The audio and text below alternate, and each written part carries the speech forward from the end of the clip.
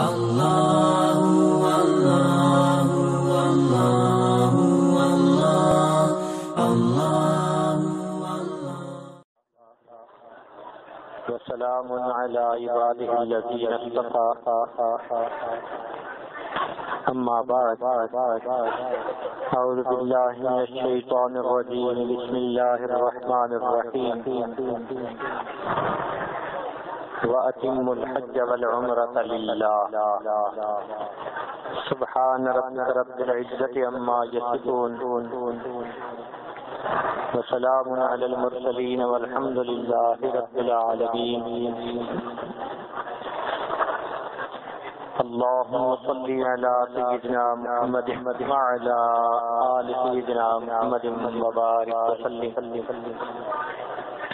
اللهم صل على سيدنا محمد وعلى آل سيدنا محمد وبارك وسلم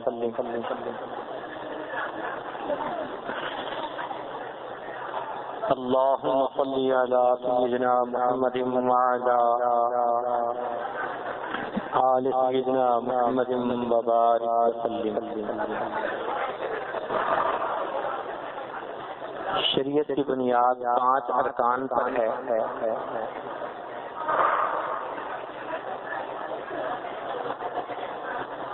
نماز، کلمہ، نماز، روزہ، زکوٰۃ اور حج۔ اس کو کہتے ہیں بنی الاسلام علی خمس، کہ اسلام کی بنیاد 5 چیزوں پر ہے۔ یہ شریعت کے 5 ستون ہیں۔ ہر ایک رکن کا ایک مرکز ہے، ایک محور ہے۔ مثلا سب سے پہلے کلمہ بندے اور اس کے پروردگار کے درمیان پیمانے وفا ہے۔ جیسے دو بندوں کے درمیان دوستی ہوتی ہے تو وہ ایک دوسرے سے عہد کرتے ہیں کہ ہم ساری زندگی اکٹھا رہیں گے۔ اسی طرح بندہ اپنے پروردگار کے ساتھ ایک عہد کرتا ہے، پیمانے وفا کرتا ہے۔ اے اللہ، ایک آپ ہی کی عبادت کروں گا، آپ ہی میرے مالک و خالق ہیں، آپ کی ذات اور صفات میں کسی کو شریک نہیں کروں گا۔ میرے دل میں سب سے زیادہ محبت آپ ہی کی ہوگی اور میں اپنی زندگی آپ ہی کے حکموں کے مطابق گزاروں گا۔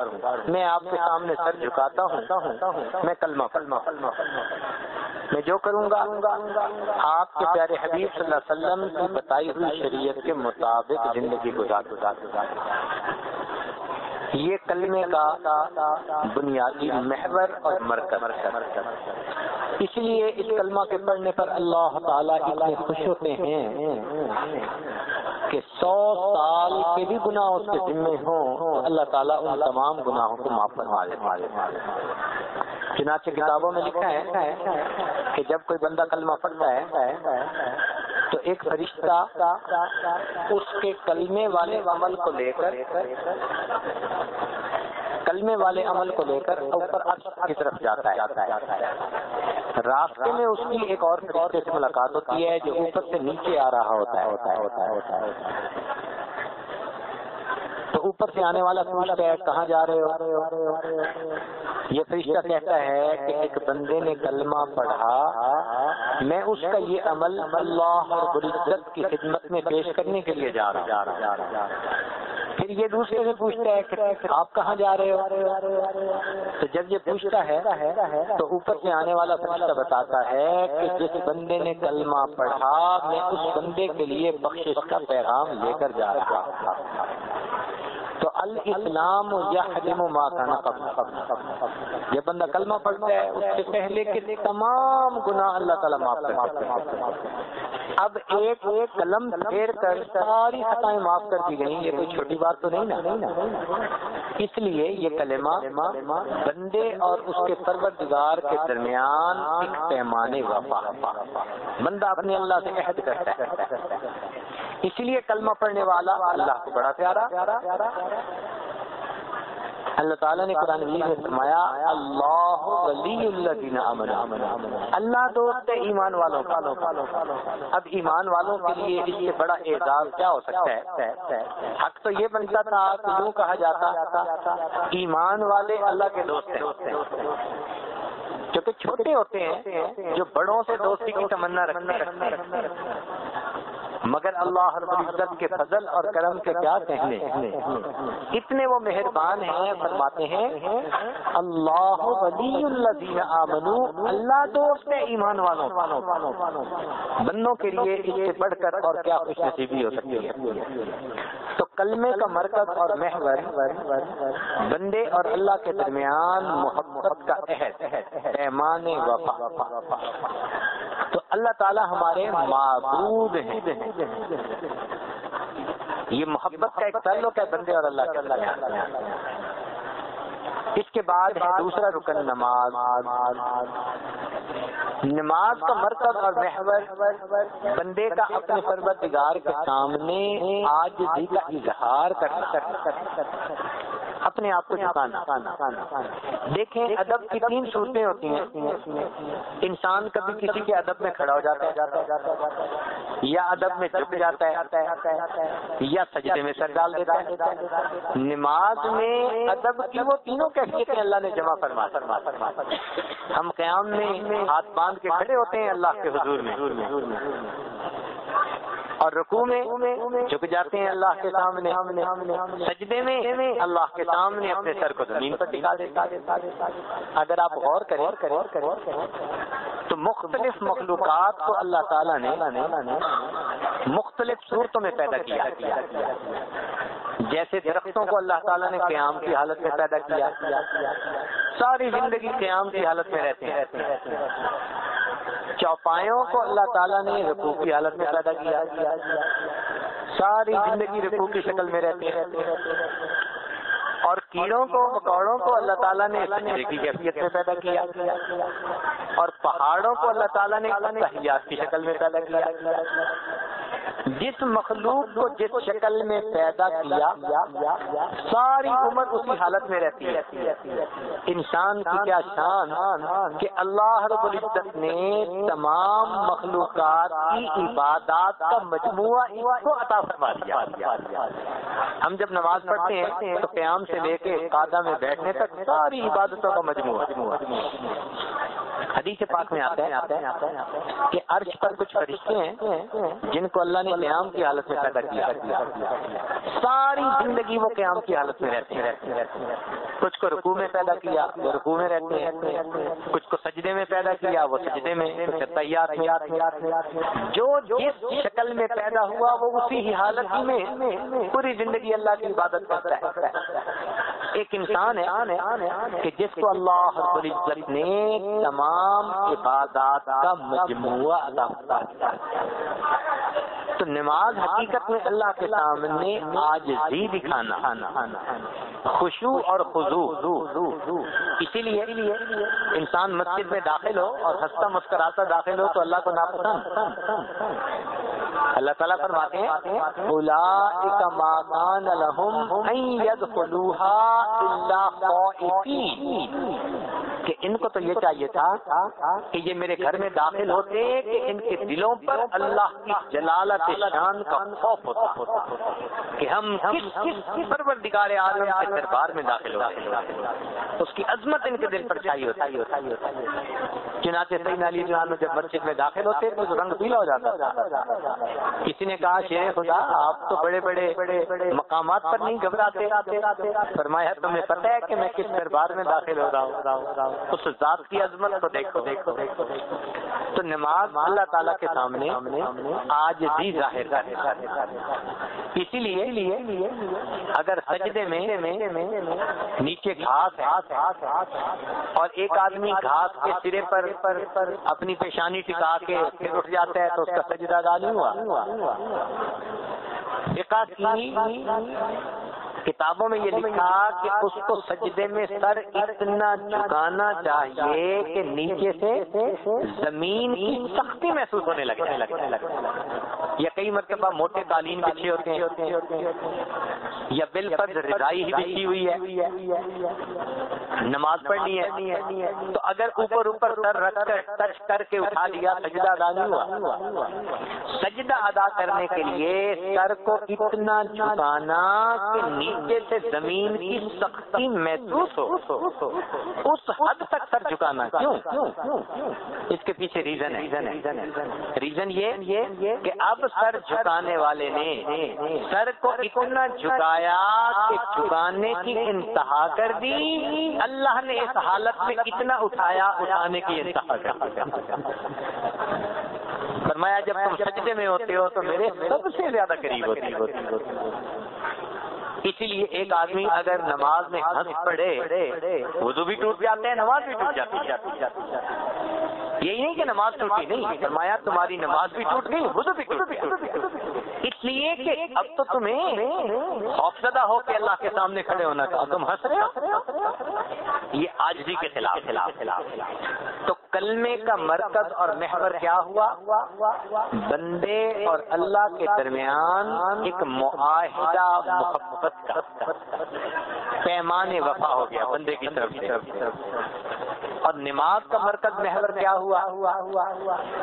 بندے کا اللہ تعالیٰ کے سامنے عاجزی شو کرنا۔ اس لیے فرمایا قد افلح المؤمنون الذین هم فی صلاتهم خاشعون۔ خشوع اور خضوع، تعدیل ارکان کے ساتھ نماز پڑھے، تحمل مزاجی کے ساتھ۔ تیسرا رکن ہے روزہ۔ روزے کا مرکز اور محور ہے کہ بندے کے اندر تقویٰ پیدا ہو جائے۔ اللہ تعالیٰ یہ سکھانا چاہتے ہیں کہ میرے بندے اگر ایک مہینے میں ہمارے کہنے پر تم نے جائز چیزوں کو چھوڑ دیا، کھانا جائز تھا، پینا جائز تھا، بیوی سے مل ملاپ جائز تھا، لیکن رمضان کے دنوں میں منع، تو فرمایا میرے بندے جب ہمارے کہنے پر تم ایک مہینہ کے لیے جائز چیزوں کو چھوڑ سکتے ہو تو بقیہ سال میں ہمارے کہنے پر ناجائز چیزوں کو کیوں نہیں چھوڑ سکتے؟ تو روزے کا مقصد لعلکم تتقون، تاکہ تمہارے اندر تقویٰ آ جائے۔ چوتھی چیز ہے زکات، مال کی زکات ادا کرنا۔ اب مال کی زکات ادا کرنے کی منشا یہ ہے کہ مال بھی پاک ہو جائے اور دل بھی صاف ہو جائے۔ زکات کے ادا کرنے سے انسان کا مال بھی پاک ہو جاتا ہے اور انسان کا دل بھی صاف ہو جاتا ہے۔ اس لیے اللہ تعالیٰ فرماتے ہیں خذ من اموالہم صدقۃ تطہرہم وتزکیہم بہا۔ دیکھا اس زکات کے ادا کرنے سے مال بھی پاک اور دل بھی صاف۔ ماشاء اللہ، یہ اصل مقصود۔ پانچواں رکن ہے حج کا بھی ایک مقصد ہے، وہ کیا کہ بندے کا اپنے رب کے ساتھ اپنی محبت کے جذبات کا اظہار کرنا۔ اے اللہ میں آپ کو کتنا چاہتا، میرے دل میں آپ کی کتنی محبت۔ اس محبت کے جذبے کو ظاہر کرنے کا طریقہ اللہ نے حج کی شکل میں بنا دیا۔ چنانچہ فرمایا کہ اچھا تم میرے گھر کی طرف آنا چاہتے ہو، بہت اچھی بات، آؤ مگر سب ایک بن کر آؤ۔ یہ جو لباس کی اونچ نیچ یہ میرے سامنے نہیں چلتی، تم سب ایک ہو، بس دو چادروں میں لپٹ کے آ جاؤ۔ تمہیں زیب و زینت سے کیا واسطہ؟ جو عاشق ہوتا ہے وہ تو دیوانگی کے حد تک اپنے محبوب کو چاہتا ہے، اور دیوانے وہ نوک پلک نہیں سنوارتے، وہ اپنے محبوب کے عشق میں اپنے ہوش گم کیے ہوئے ہوتے ہیں۔ تم اس طرح سے آؤ۔ اے اللہ بال بڑھ جائیں گے، فرمایا ہرگز نہیں کاٹ سکتے، ناخن بڑھ جائیں گے، ہرگز نہیں کاٹ سکتے، اللہ جسم میں پسینے کی مہک ہوگی، فرمایا خوشبو نہیں لگا سکتے۔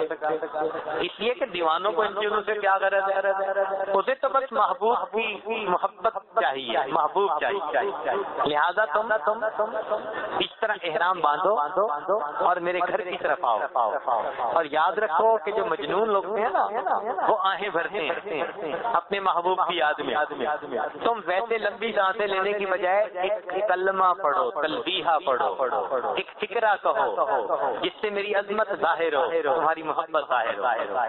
اللہ وہ کون سا ہے؟ کہا کہ تم یہ پڑھو، لبیک اللہم لبیک، حاضر ہوں اے میرے پروردگار میں حاضر ہوں۔ اللہ اکبر، اب دیکھیے نا کیسے بندہ اپنے رب کے سامنے حاضر، لبیک اللہم لبیک، لبیک لا شریک لک لبیک، ان الحمد والنعمت لک والملک لا شریک لک۔ دیکھا اے اللہ حاضر ہوں، آپ ہی سے محبت کرتا ہوں، آپ کے کسی غیر سے محبت نہیں کرتا، لا شریک لک، میرے دل میں کسی غیر کی محبت نہیں، نہ نفسانی، نہ شیطانی، نہ شہوانی۔ اے اللہ میں نے سب بتوں کو توڑ دیا، بتوں کو توڑ، تخیل کے ہو کے پتھر کے، سب بتوں کو توڑ دے، چاہے ظاہر میں ہو پتھر کے یا تمہارے ذہن میں بیٹھے ہوئے ہوں، کسی کی محبت غیر کی بیٹھی ہو تو میں سب توڑ دو۔ ہاں ایسے تم میرے سامنے بن کر آؤ کہ تمہارا دل گواہی دے رہا ہو، ترکت اللات والعزی جمیعا، اللہ میں نے سب لات و منات چھوڑ دی۔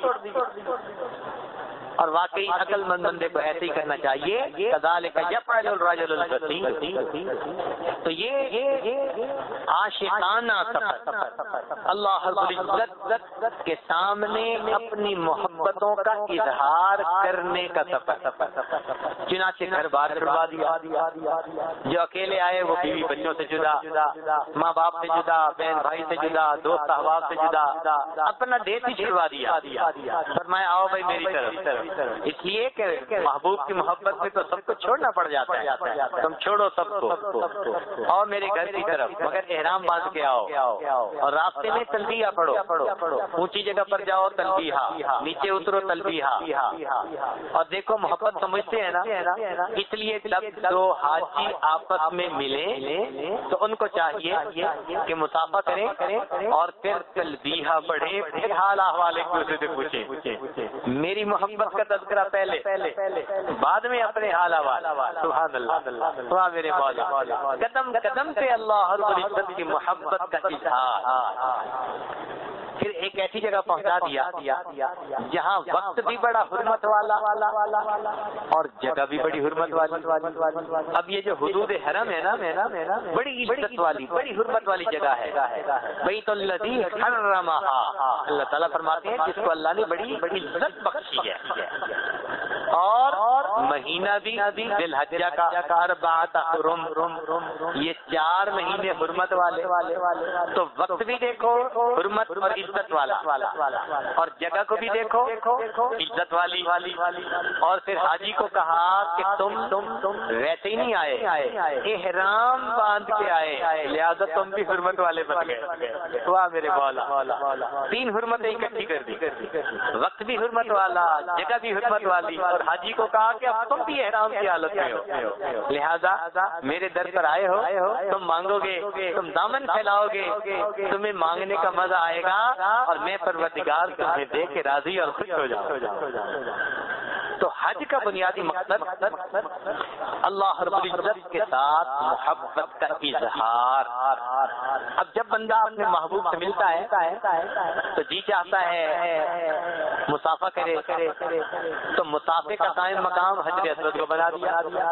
حدیث پاک میں آتا ہے کہ حجر اسود یمین اللہ فی الارض، زمین میں اللہ کا دایاں ہاتھ، لہذا جو حجر اسود کو استلام کرے گویا اس نے اللہ رب العزت سے مصافحہ کر لیا۔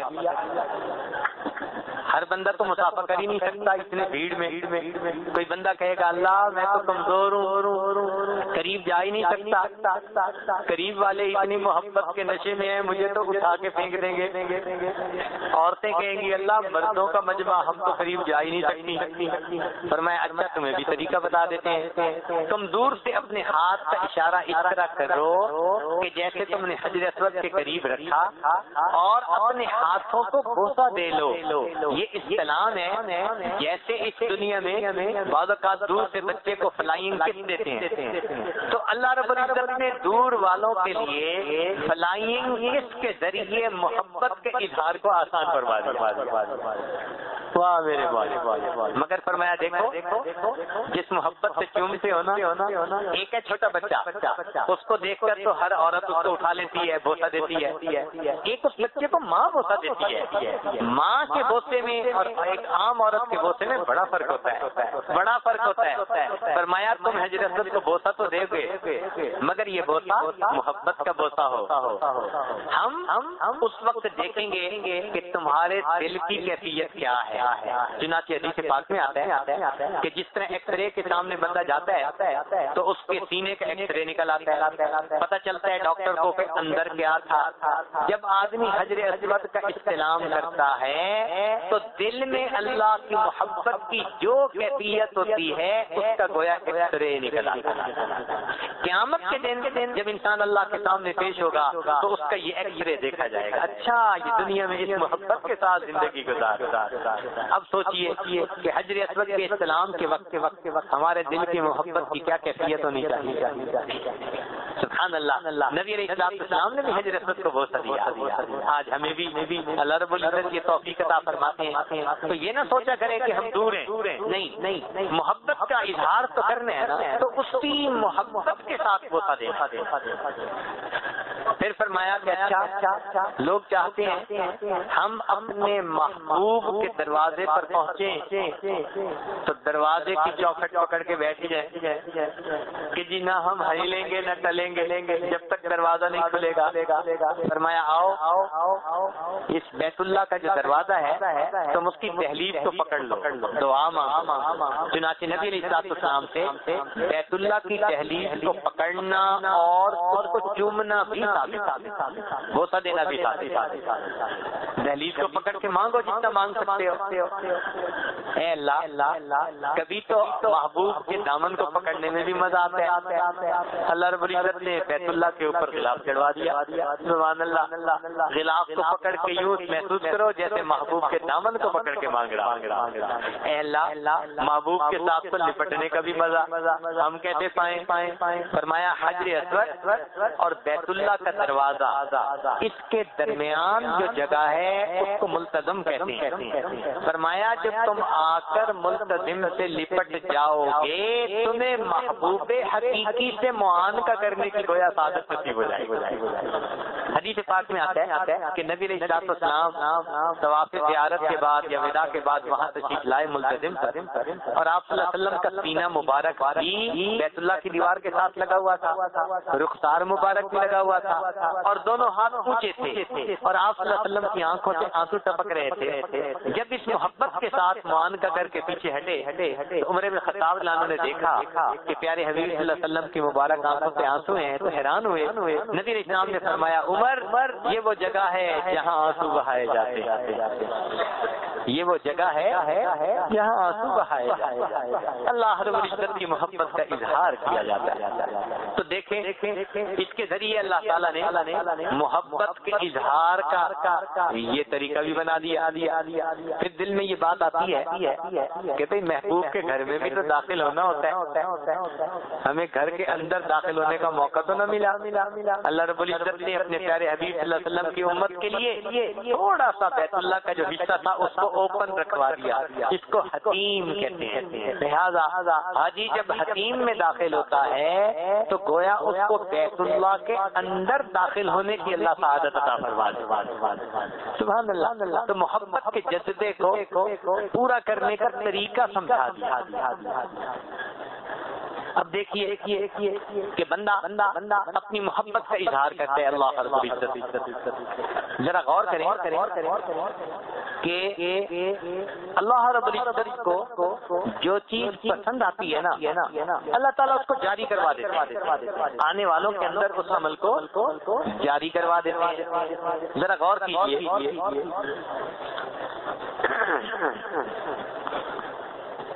سیدہ حاجرہ صفا اور مروہ کے درمیان دوڑی اور ان کا دوڑنا اللہ کو پسند آ گیا. تو اللہ تعالیٰ نے ان کے اس دوڑنے کو حج کا ایک حصہ بنا کر قیامت تک کے لیے اس کو جاری فرما دیا. اللہ کو ایک چیز پسند آ گئی، حاجرہ صابرہ کا دوڑنا، صفا سے اتر کر مروہ سے صفا پسند آ گیا، عمل کو جاری کر دیا. فرمایا مجھے دکھاؤ یہ عمل بار بار کر کے، مجھے اچھا لگا یہ عمل، میری بندی نے میری محبت میں ڈوب کے عمل کیا. سیدنا ابراہیم علیہ السلام نے اللہ کی محبت میں اپنے بیٹے کی قربانی پیش کی، اللہ کو یہ عمل پسند آ گیا. اللہ تعالیٰ فرماتے ہیں سبحان اللہ کہ ابراہیم وفدیناہ بذبح عظیم، اور آگے کیا فرمایا؟ سلام علی ابراہیم، ابراہیم تم پر سلامتی ہو. ہم اپنی زبان میں اس کا اگر ترجمہ کریں نا سمجھنے کے لیے، سمجھنے کی خاطر تو اس کا یہ ترجمہ بنے گا سلام علی ابراہیم، ابراہیم تم جیتے رہو. ہم دعا دیتے ہیں نا جیسے کسی کا اچھا کام دیکھ کے، اور جیتے رہو بچے، بالکل یہی مفہوم بنتا ہے. سلام علی ابراہیم، ابراہیم سلامتی ہو، مبارک ہو، تم جیتے رہو. تم نے کیسی قربانی پیش کر کے دکھا دی. پھر آگے فرمایا ترکنا علیہ فی الآخرین، ہمیں چونکہ پسند آ گئی ہم نے تمہارے اس عمل کو بعد میں آنے والوں کے اندر جاری کر دیا. ہر سال ابراہیم علیہ السلام کی سنت کو زندہ کیا جاتا ہے اور اللہ تعالیٰ کو یہ عمل بہت اچھا لگتا ہے. تو جو عمل ڈوب کے محبت میں کیا جائے اللہ رب العزت کو یہ عمل پسند. سبحان اللہ. نبی علیہ السلام تشریف لائے، آپ نے طواف کے پہلے 3 چکروں میں رمل فرمایا، اللہ کو عمل پسند آ گیا. اللہ تعالیٰ نے آنے والوں کو یہ سنتی بنا دی. آج کوئی بھی آئے میں تو بڑا عاجز، میں تو بڑا متقی، میں بڑا صوفی، میں بڑا مفتی، فرمایا نہیں، اپنی جگہ. ان 3 چکروں میں تو تمہیں ذرا اکڑ کے چلنا پڑے گا. واہ میرے مولا، کبھی آپ اس کو پسند فرماتے ہیں، عمل جب پسند آ گیا تو یہ ذہن میں رکھیں کہ محبت میں ڈوب کے جو عمل کیا جاتا ہے اللہ رب العزت کو وہ محبت پسند. اسی لیے چھوٹا بچہ کوئی بات کرتا ہے نا تو چونکہ ماں کو محبت ہوتی ہے، بچے کا ہنسنا پسند آتا ہے، بولنا پسند آتا ہے. وہ بیٹھو ماں کے پاس 1 گھنٹہ باتیں کرتے کرتے تھکے گی نہیں، سننے والے تھک جائیں گے. کیا تماشا ہے، ہر وقت یہی باتیں، اور ماں ہر وقت وہی باتیں سنانی شروع کر دیتی ہے. اچھا جو لگتا ہے. تو معلوم یہ ہوا کہ حج کا جو مرکز اور محور ہے وہ اللہ رب العزت سے اپنی محبت کا اظہار. اس پورے سفر کے اندر حاجی نے اللہ تعالیٰ سے محبت کا اظہار کرنا ہوتا ہے. چنانچہ اللہ رب العزت نے یہ توفیق عطا فرمائی کہ آج ہم اس جگہ پر حاضر ہیں. یہ اللہ رب العزت کا ہم پر بڑا کرم اور بڑا احسان. یاد رکھیں دنیا کا یہ دستور ہے کہ جب بندہ کسی سے ناراض ہونا تو اس کو گھر آنے سے منع کرنا، اپنے رشتہ دار کو منع کر دیتا ہے، بھائی میرے گھر مت آیا کرو. پڑوسی کو منع کر دیتا ہے، میرے گھر مت آیا کرو.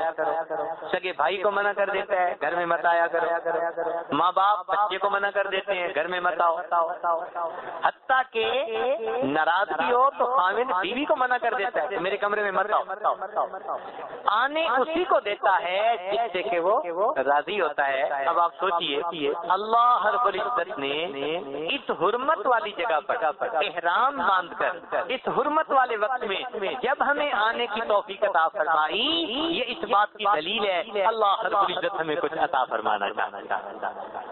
منع کر دے ہزاروں صورتیں بن سکتی تھی، بخار ہو جاتا، بیمار ہو جاتے، ویزا نہ ملتا، رکاوٹیں آ جاتی، وہی ہوتے اللہ اکبر کبھی ہم نے دیکھا ہے بعض لوگوں کے ساتھ معاملہ ایسا ہی ہوا، مال کے دور پر آنا چاہتے تھے، رکاوٹیں بن گئی۔ چنانچہ ایک مرتبہ ایک صاحب کسی بڑے ملک سے آئے تھے، میاں بیوی، بڑا مال کا نشہ تھا، اور انہوں نے گروپ بھی وہ لیا جو ماشاءاللہ شاہانہ انداز سے حج کرواتے ہیں، قدم قدم سے شاہانہ معاملات۔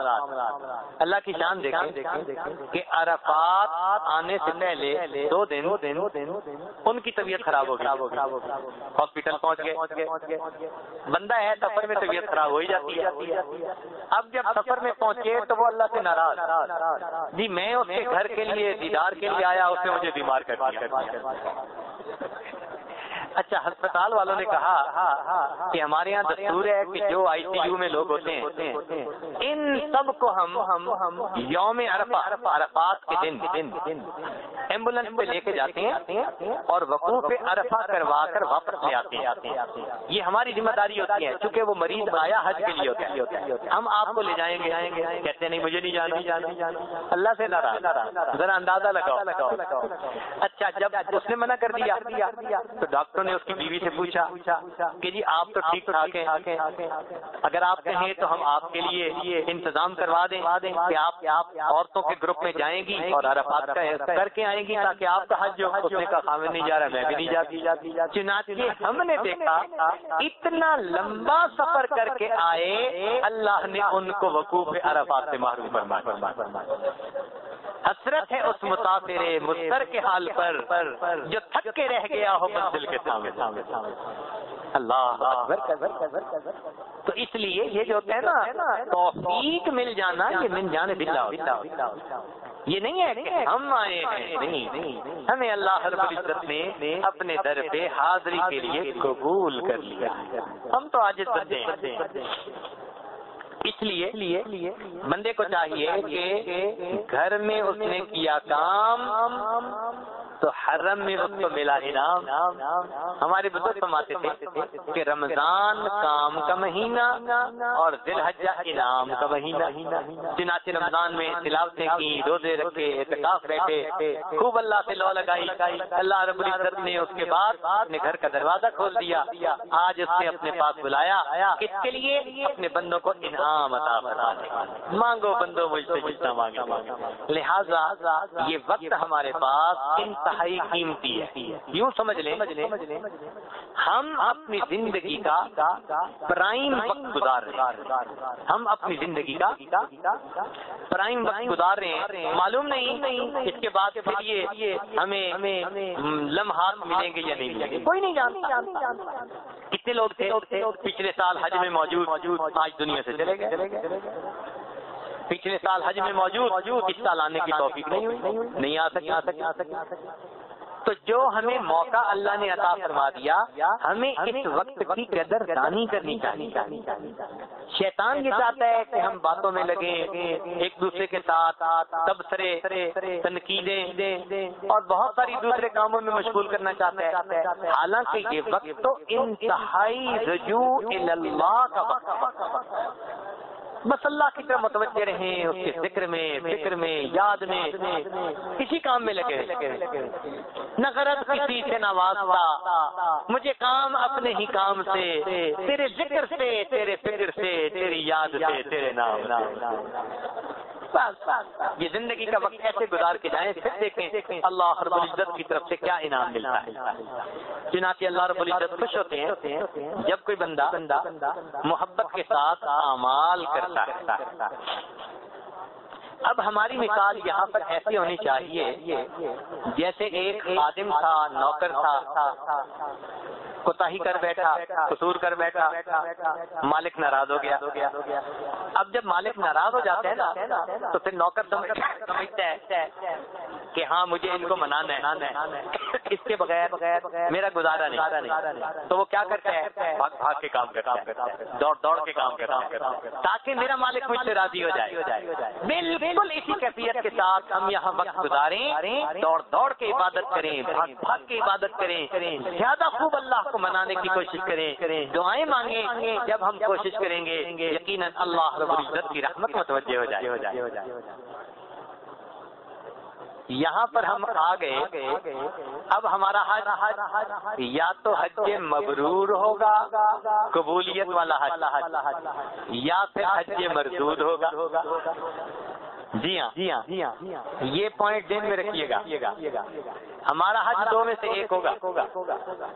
جب شہنشاہ کے پاس کسی کو بلاتے ہیں نا، تو بلانے کا دو طریقہ ہوتا ہے، ایک تو ہوتا ہے اس کو انعام دینا کہ اپنائے، اور ایک ہوتا ہے کہ اچھا ذرا اس کو سزا دینا، اس کو بھی ذرا لے آؤ بھائی۔ اس لیے کئی دفعہ مفت بھی لگ جاتی ہے۔ چنانچہ ہمارے حضرت خواجہ عبد المالک صدیقی رحمۃ اللہ علیہ فرماتے تھے کہ حج کرنے کے بعد جس بندے کے اندر اللہ کی محبت بڑھ گئی، نیکی بڑھ گئی، گناہوں سے اس نے توبہ کر لی، سمجھ لو کہ حج مبرور ہے۔ اور وگرنہ آپ دیکھیں گے کہ اس بندے کے اندر پہلے کی نسبت زیادہ غفلت آ جائے گی اور شریعت و سنت کی خلاف ورزی والی زندگی گزارنا شروع کر دے گا۔ ایسے بھی تو ہوتا ہے نا، وہ ایک دکاندار کی چیز ایک بندے نے چلتے ہوئے اٹھا لی، اس نے کہا حاجی صاحب ادھر آؤ، کیوں اٹھائی؟ دوسرے نے کہا تمہیں کیا پتا حاجی صاحب؟ کہنے لگا حاجی ایسا کر سکتا ہے، دوسرا کوئی نہیں کرتا۔ اب یا تو حج مبرور ہوگا یا پھر حج مردود ہوگا۔ اب اس کو حج مبرور کروانے کے لیے ہمیں محنت کرنی ہوگی، اللہ کے سامنے جھکنا ہوگا، معافیاں مانگنی ہوگی، اللہ کے سامنے عاجزی کرنی ہوگی، محبت کا اظہار کرنا ہوگا کہ حج مبرور بن جائے۔ اور اس سے حج مبرور پر کیا اجر ملا؟ سبحان اللہ۔ فرمایا راجا یومن ولدت امہ، کہ یہ بندہ اس طرح سے لوٹ کر واپس آئے گا جیسے اس دن گناہوں سے پاک تھا جب اس کی ماں نے اس کو جنم دیا۔ گویا ساری زندگی کے گناہوں پہ قدم پھیر دی۔ یہ کوئی چھوٹی سی بات تو نہیں ہوتی، اس لیے زور لگا دینا چاہیے۔ جیسے رسہ کشی ہوتی ہے نا، تو رسہ کشی میں دونوں ٹیمیں ہوتی ہیں، کھینچ رہی ہوتی ہیں، اور ان کو کہتے ہیں اچھا بھائی اب یہ 1 ہی منٹ ہے، لگا دو جو زور لگاتے ہو۔ بس آپ نہیں سمجھے کہ ہمیں اللہ نے یہ جو 2-3 دن دے دیے، اب ہمیں اس میں ہمیں پورا زور لگا رہا ہے، اللہ کو منا کے رہنے ہیں۔ چنانچہ ایک عربی تھے، وہ دعا مانگنے لگے، اے اللہ راضی ہو جا، اے اللہ راضی ہو جا۔ کافی دیر مانگتے رہے یہ دعا، اور مانگتے مانگتے کہنے لگے اے اللہ راضی ہو جا، اے اللہ اگر آپ نے راضی نہیں ہونا پھر بھی راضی ہو جا۔ سبحان اللہ۔ ہم بھی اسی طرح اے اللہ راضی ہو جا، اور اے اللہ اگر راضی نہیں ہونا پھر بھی راضی ہو جا۔ اللہ کو یوں منا کے اٹھنے ہیں، اس طرح منائیں گے تو یہ حج مبرور بن جائے گا۔ چنانچہ ہمارے اکابر جب حج کے سفر پر آتے تھے تو عجیب کیفیتوں کے ساتھ حج کرتے تھے۔ اب لمبی چوڑی باتیں تو اس کو کرنی نہیں۔ ہاں ایک واقعہ عورت کا، ایک واقعہ مرد کا، پھر بات کو مکمل کرتے ہیں کہ ہمارے اکابر حج کیسے کرتے۔ حسن بصری رحمۃ اللہ علیہ فرماتے ہیں میں ایک مرتبہ طواف کر رہا تھا، میں نے دیکھا کہ ایک جوان العمر لڑکی ہے جو اونچی آواز میں اشعار پڑھ رہی ہے، پردے میں تھی مگر جیسے اونچی دعا مانگتا ہے کوئی، وہ اونچی آواز میں شعر پڑھ رہی، اور اس کے اشعار اتنی محبت بھرے تھے کہ جیسے کوئی عاشق اپنے محبوب کے لیے تڑپ رہا ہو اور وقت نہ گزر رہا ہو اور چین نہ آ رہا ہو ملاقات کے بغیر۔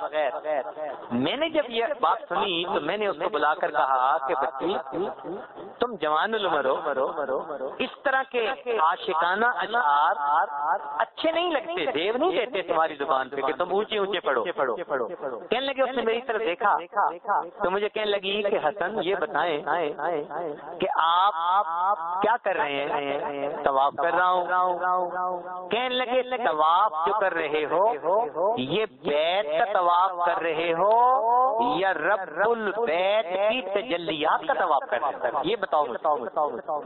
ایک تو ہوتا ہے نا گھر کا طواف، ایک ہوتا ہے گھر پر جو تجلیات اتر رہی ہیں، رب البیت کی تجلیات۔ اس نے مجھ سے کاؤنٹر کوسچن کیا، کہنے لگی گھر کا طواف کر رہے ہو یا رب البیت کی تجلیات کا طواف کر رہے ہو؟ حسن بصری رحمۃ اللہ فرماتے ہیں کہ میں نے اسے کہا میں تو گھر کا طواف کر رہا ہوں۔ کہنے لگی جب اس نے سنا تو کہنے لگی ہاں، جن کے دل پتھر ہوتے ہیں وہ پتھر کے گھر کا طواف کرتے ہیں، جن کے دل زندہ ہوتے ہیں وہ گھر پر اترنے والی تجلیات کا طواف۔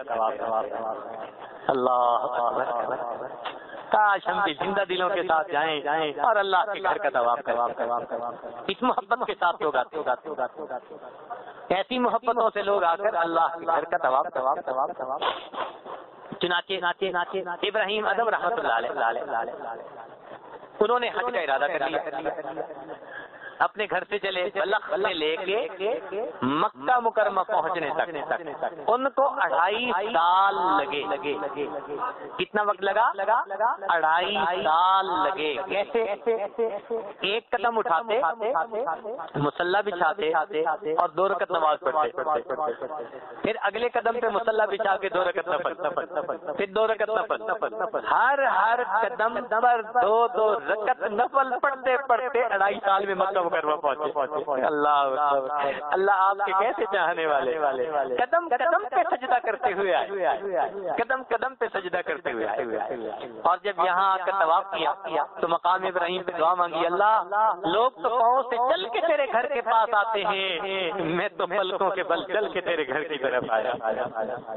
اللہ اکبر، ایسے بھی اللہ کے چاہنے والے، پلکوں کے ساتھ چل کے اللہ کے گھر کا طواف کرنے والے۔ جب انہوں نے طواف کر لیا تو کیا دیکھا کہ ادھر سے رابعہ بصریہ اللہ کی نیک بندی وہ بھی آ گئی طواف کرنے کے لیے۔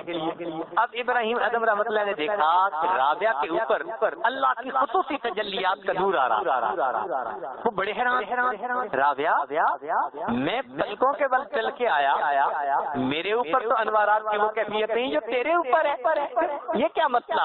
تو رابعہ نے جواب دیا، ابراہیم تم سرے نیاز لے کر یہاں آئے ہو اور میں یہاں پر دل نیاز لے کر آئی۔ تم سر کی عاجزی لے کے آئے ہو، میں دل کی عاجزی لے کے آئی۔ اللہ رب العزت کو عاجزی بہت پسند، جتنا اللہ کے سامنے بندہ اپنی عاجزی کا اظہار کرتا ہے، اللہ اکبر، اللہ کو یہ بہت پسندیدہ۔ ایسے اللہ کے چاہنے والے، سبحان اللہ، انسان حیران ہو۔ چنانچہ مالک ابن دینار رحمۃ اللہ علیہ فرماتے ہیں، مالک ابن دینار رحمۃ اللہ علیہ فرماتے ہیں کہ میں ایک مرتبہ اپنے گھر سے نکلا، گرمیوں کا موسم اور دوپہر کا وقت، چلچلاتی دھوپ، اس وقت پرندے بھی درختوں کے پتوں کے نیچے چھاؤں میں بیٹھ گئے، جانور بھی سائے کے نیچے بیٹھ گئے، انسان بھی گھروں میں تھے۔ باہر تو ایسے جیسے سورج آگ برسا رہا۔ مجھے کسی ضروری کام کے لیے باہر آنا پڑا۔ فرماتے ہیں کہ جب میں باہر آیا تو میں نے گلی میں دیکھا کہ ایک معذور نوجوان جو دونوں ٹانگوں سے معذور ہے،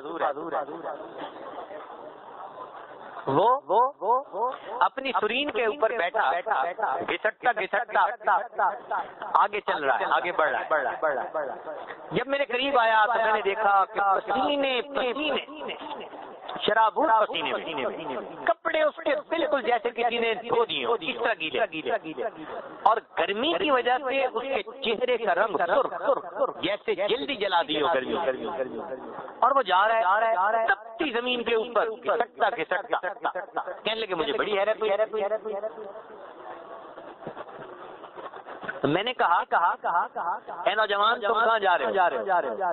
اس نے کہا کہ میں حج کے لیے جا رہا ہوں۔ میں نے کہا اللہ کے بندے اتنی گرمی چلچلاتی اور اس وقت تم جا رہے ہو میرے گھر آرام کر لو، جب رات ہوگی ٹھنڈا وقت ہوگا تو پھر چلے جانا۔ اس پر اس نے کہا کہ ابراہیم، اس نے کہا کہ مالک ابن دینار، آپ تو پاؤں کے ذریعے آرام سے چلتے ہیں اور میں تو گھسٹتا ہوں، انچ بائی انچ آگے بڑھتا ہوں۔ مجھے ڈر اس بات کا ہے کہ اگر میں نے درمیان میں وقفے کرنے شروع کر دیے نا تو ایسا نہ ہو کہ ادھر حج کا موسم شروع ہو جائے اور میں جا ہی نہ سکوں، میں رہ نہ جاؤں کہیں، وقت کم ہے میں نہیں رکوں گا، میں جاؤں گا۔ وہ کہتے ہیں کہ میں نے اسے کہا کہ بھائی نوجوان کوئی بات نہیں، اگر تم جلدی جانا چاہتے ہو تو میں تمہارے لیے سواری کا بندوبست کر دیتا ہوں، تم گھوڑے پہ اونٹ پہ سوار ہو کے جلدی پہنچ جانا۔ کہنے لگی جب یہ بات میں نے کہی نا تو اس نے غصے سے میری طرف دیکھا اور غصے سے دیکھ کر کہنے لگا کہ مالک میں سمجھتا تھا آپ تو بہت عقل مند ہوں گے، کیسی بات آپ نے کی؟ پوچھا بھائی کیا ہوا؟ کہنے لگے یہ بتاؤ اگر کوئی نوکر اپنے مالک کو ناراض کر بیٹھے اور پھر وہ ارادہ کرے کہ میں اپنے مالک کو خوش کرنا چاہتا ہوں، بتاؤ اسے گھسٹ کے جانا اچھا لگتا ہے یا سواریوں پہ سوار ہو کے شاہانہ انداز میں جانا اچھا لگتا ہے؟ اللہ اکبر، اللہ کس کیفیت کے ساتھ آتے ہوں گے کہ ہم تو اپنے مالک کے سامنے گھسٹ کے جائیں گے۔ اللہ تجھے بنانے کے لیے آئے ہیں، مانگنے کے لیے آئے ہیں، تیرا فقیر تیرے در پر حاضر ہے میرے مولا، وابن امت، بندہ ہوں، تیرے بندے کا بیٹا، تیری باندھی کا بیٹا، تیرے دروازے پہ حاضر میرے مولا، بڑی دور سے آیا ہوں اور بڑی دیر سے آیا، جب آپ نے توفیق عطا فرما دی میں حاضر ہوں میرے مولا، آپ کو منانے کے لیے آیا۔ وہ فرماتے ہیں کہ اس نے جب یہ بات کی تو چلا گیا۔ میں حیران کیسا نوجوان ہے؟ کہتے ہیں کہ اللہ کی شان کہ مجھے بھی اسی سال اللہ نے حج کے لیے قبول کر لیا۔ اب جب میں نے منا میں 10ویں کے دن شیطان کو کنکریاں ماری اور میں پیچھے ہٹا تو میں نے دیکھا کہ مجمع لگا ہوا تھا۔ لوگوں سے پوچھا کیا ہوا؟ وہ کہنے لگے جی کہ ایک نوجوان ہے، معذور ہے اور دعائیں مانگ رہا ہے اور لوگ اس کی دعائیں کانوں کے سن رہے ہیں۔ میں نے کہا یار ذرا جگہ دو میں بھی دیکھوں۔ کہنے لگے جگہ ملی۔ میں نے دیکھا وہی معذور نوجوان احرام باندھا ہوا اپنے اللہ سے دعائیں مانگ رہا ہے اور کیا کہہ رہا ہے؟ اللہ تیری رحمت شامل حال تھی، میں نے تیرے گھر کا دیدار کیا، اے اللہ میں نے وقوف عرفہ بھی کیا، مزدلفہ بھی کیا، میں نے شیطان کو کنکریاں مار کر اپنی نفرت کا اظہار بھی کر دیا۔ میرے مولا اب تو قربانی کا وقت ہے، یہ میرے گھر سے جتنے بھی لوگ کھڑے ہیں سب صاحب استطاعت ہیں، یہ بھی جائیں گے تو جانور قربان کریں گے۔ اے اللہ تو جانتا ہے کہ میں فقیر ہوں، میرے پاس احرام کے کپڑوں کے سوا کچھ بھی نہیں، اللہ میں اس موقع پر اپنی جان کا نذرانہ پیش کرنا چاہتا ہوں، اس کو تو قبول کر لے۔ یہ الفاظ اس نے کہے اور اس کی روح اللہ کو پرواز کر گئی۔ اللہ اکبر کبھی ایسی محبتوں سے آتے تھے لوگ حج کرنے کے لیے۔ اللہ تعالیٰ ہمیں بھی توفیق عطا فرمائے۔ جب اس محبت کے ساتھ حج کریں گے پھر اللہ رب العزت کے ہاں ہمیں بہت انعام ملے۔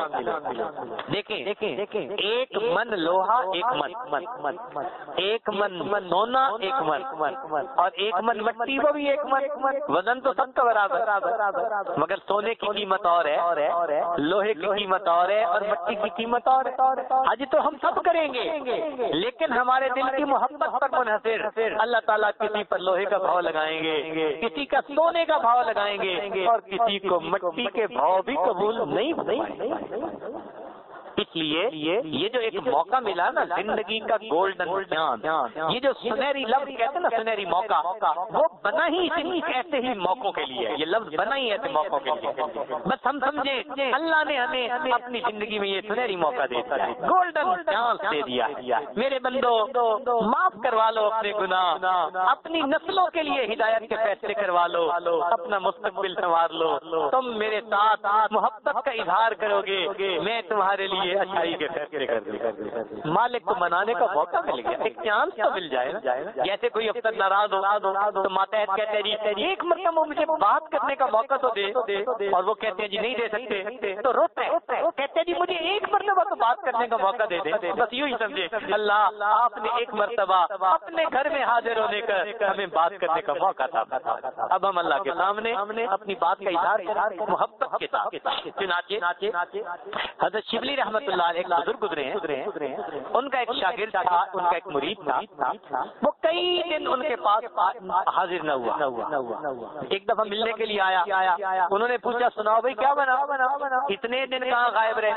انہوں نے کہا جی کیا بتاؤں, بس میں تو حج کرنے گیا تھا اور مجھے کئی مہینے لگ گئے. انہوں نے کہا اچھا ادھر آؤ بھائی. آ گیا فرمایا سناؤ بھائی حج کیسے کیا.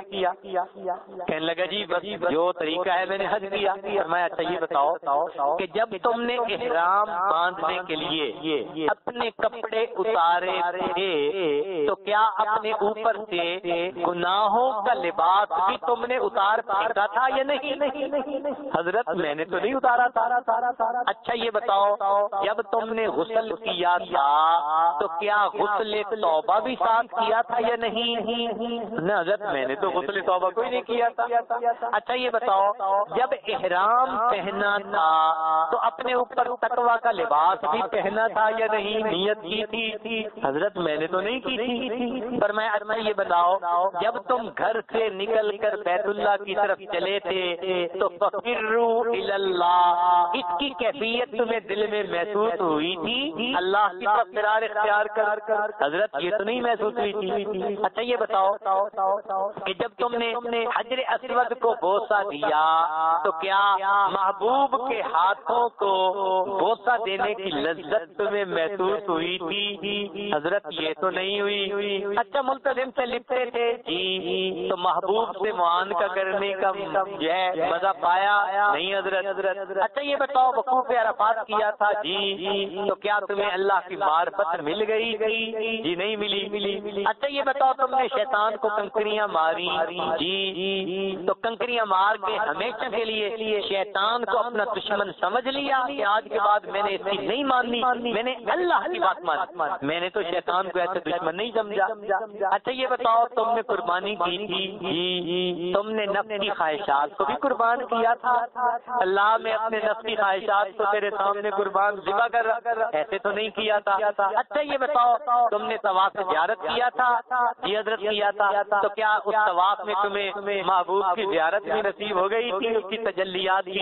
نہیں حضرت مجھے ایسے تو نصیب نہیں ہوئی. اچھا طواف وداع کیا تھا جی کیا تو کیا محبوب سے جدا ہوتے وقت جو کیفیت تھی وہ ہوئی تھی. حضرت یہ کیفیت تو نہیں ہوئی. فرمایا اس کا مطلب یہ کہ تم نے حج کیا ہی نہیں, آئندہ سال پھر جانا اور جیسے میں نے تمہیں سمجھایا ہے تم اس طرح سے حج کر کے واپس آنا. یہ حسرت رہ گئی پہلے سے حج کرنا نہ سیکھا تھا, کفن بردوش جا پہنچے مگر مرنا نہ سیکھا تھا. یہ دیوانے اگر پہلے سے کچھ ہوشیار ہو جاتے حرم میں بن کے محرم صاحب اسرار ہو جاتے. اللہ رب العزت ہمارے اس عمل کو قبول فرمائے. اب ہم نے انشاءاللہ کل عرفات کی طرف جانا ہے. رات کے کسی وقت میں یا فجر کے بعد جو بھی معلم کی طرف سے انتظامات ہوں گے ہم انشاءاللہ یہاں سے عرفات جائیں گے. ظہر سے پہلے آپ وہاں جا کے بے شک آرام کر لیں, ریلیکس کر لیں, اپنے آپ کو آرام دیں, سونا ہو تو سو لیں. ظہر کے وقت جب ظہر کی نماز پڑھ لیں گے ہم اپنے خیمے میں ہی پڑھیں گے. اس لیے جو لوگ مسجد میں جاتے ہیں وہ جمع بین الصلاتین کرتے ہیں, ہم اپنے خیمے پہ پڑھیں گے, اپنے وقت پہ پڑھیں گے. مگر ظہر کے بعد وقوف کا وقت شروع ہو جاتا ہے. کل ظہر سے لے کے مغرب کا وقت یہ سمجھیں کہ یہ بالکل پرائم ٹائم ہے اس پورے سفر کا, بالکل کلائمیکس جس کو کہتے ہیں نا جی, کلائمیکس ہے. کل ظہر سے لے کے مغرب کا وقت کلائمیکس ٹائم, اس میں آپ مستقل دعائیں مانگیں جتنا چاہیں اللہ سے, جتنا چاہیں اللہ سے. اور پروردگار تو بہت دیتا ہے, ٹوٹے رشتے وہ جوڑ دیتا ہے, بات رکھتے جو چھوڑ دیتا ہے, اس کے فضل و کرم کا کیا کہنا, لاکھ مانگو کروڑ دیتا ہے. تو پروردگار ہے، بہت دیتا ہے، تو کل مانگنے کا وقت ہے۔ یوں سمجھیں کہ کل اللہ رب العزت کے ہاں اپلیکیشنیں ڈالنے کا وقت ہے۔ جو اپلیکیشن کے لکھو ماشاءاللہ سب قبول، یہ ون ونڈو آپریشن ہے، سمجھے نا، پوری کائنات کا ون ونڈو آپریشن۔ جو اللہ کے سامنے درخواست دیں گے اللہ رب العزت کی طرف سے اپروول ملے گی۔ تو کل ظہر سے لے کے مغرب تک کا وقت یہ اہم وقت ہوگا ہماری پوری زندگی کا۔ ہمارے مقدر کے فیصلے ہوں گے، یا ہم زندگی کی بازی جیت جائیں گے یا پھر زندگی کی بازی ہار۔ یہ ہار جیت کا سفر ہے، اس لیے بس دل میں یہ نیت کرو کہ جیتنا ہے، ہم نے منانا ہے اپنے پروردگار، سب گناہوں سے معافی مانگنی ہے سچے دل کے ساتھ اور اپنے رب کو خوش کرنا ہے۔ کل ہم نے انشاءاللہ نبی علیہ السلام نے ارشاد فرمایا میں نے شیطان کو اتنا ذلیل و خوار ہوتے یا تو بدر کے دن دیکھا تھا یا پھر میں نے عرفات کے میدان میں اس کو ذلیل و خوار ہوتے دیکھا، روتا تھا، سر سے مٹی ڈالتا تھا، میرے سالوں کی محنت آیا۔ تو جب اللہ رب العزت نے بہانے بنا لیے بخشنے کے اور ہمیں یہاں پہنچا دیا تو پھر بھائی ہمیں بھی آج رات تہجد میں اٹھتے ہیں، اللہ سے خوب دعائیں مانگے اور ایک محبت کے ساتھ، جیسے دلہا نوجوان خوشی خوشی اپنی برات کے ساتھ چلتے ہیں نا، کل اس طرح آپ میدان عرفات کی طرف چلیں، اللہ رب العزت کی طرف جا رہے ہیں، میرے مالک نے مجھے وہاں طلب فرما لیا، اس طرح وہاں جائیں، پھر دیکھیں اللہ رب العزت کی طرف سے کہتی ہے اجازت ہو تو آ کر میں بھی شامل ان میں ہو جاؤں، اے میرے مولا اجازت ہو تو آ کر میں بھی شامل ان میں ہو جاؤں، سنا ہے کل تیرے در پر ہجوم عاشقاں ہوگا، اے اللہ عشاق جمع ہوں گے آپ کے در پر، میں بھی ان میں حاضر ہونا چاہتا ہوں، مجھے بھی ان میں سے ایک بنا دیجیے، میرے دل میں بھی اپنی محبت ڈال دی۔ پھر دیکھیے اللہ رب العزت کی طرف سے کیسی رحمتیں ہیں، اللہ تعالی ہمارے اس سفر کو قبول فرمائے۔ پھر مغرب کے بعد آپ وہاں کچھ دیر آرام کر لیجیے، جب بسیں آئیں گی انشاءاللہ پھر ہم وہاں سے واپسی مزدلفہ آئیں گے، رات وہاں ٹھہریں گے، دونوں نمازیں پڑھیں گے مغرب اور عشاء کی، پھر فجر کے بعد وقوف کر کے وہاں سے ہم پھر یہاں آئیں گے اور اگلے دن کے اعمال سے شروع ہوں گے، انشاءاللہ اس کی تفصیل بتائیں گے۔ اللہ رب العزت ہمارے سفر کو قبول فرمائے اور ہمیں بھی اپنے مقبول بندوں میں شامل فرما لے۔ وآخر دعوانا ان الحمدللہ۔ تھوڑی دیر کے لیے سب حضرات آنکھوں کو بند کر لیں، سر کو جھکا لیں، دنیا اور جو کوئی دنیا میں ہے اس سے ہٹ کٹ کے اللہ رب العزت کی یاد میں ڈال جائیں۔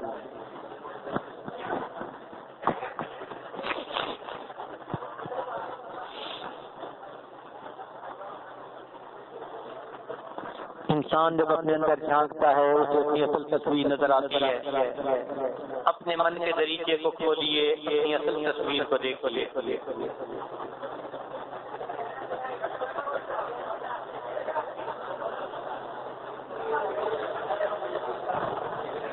شکر ہے تیرا خدایا میں تو اس قابل نہ تھا،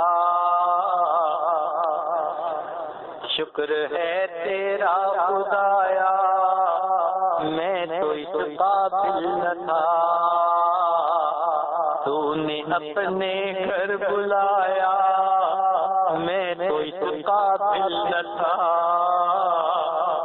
شکر ہے تیرا خدایا میں تو اس قابل نہ تھا، تو نے اپنے گھر بلایا میں تو اس قابل نہ تھا، میں کتاب راہ تو نے دستگیری آپ کی، گرد کعبے کے پھرایا میں تو اس قابل نہ تھا، مدتوں کی پیاس کو سیراب تو نے کر دیا، مدتوں کی پیاس کو سیراب تو نے کر دیا، جام زمزم کا پلایا میں تو اس قابل نہ تھا، ڈال دی ٹھنڈک میرے سینے میں تو نے ساتھیا، ملتزم سے ہے لگایا میں تو اس قابل نہ تھا، تیری رحمت تیری شفقت سے ہوا مجھ کو نصیب، گنبد خضرا کا سایہ میں تو اس قابل نہ تھا بارگاہ سید الکونین میں آ کر نبی سوچتا ہوں کیسے آیا میں تو اس قابل نہ تھا سوچتا ہوں کیسے آیا میں تو اس قابل نہ تھا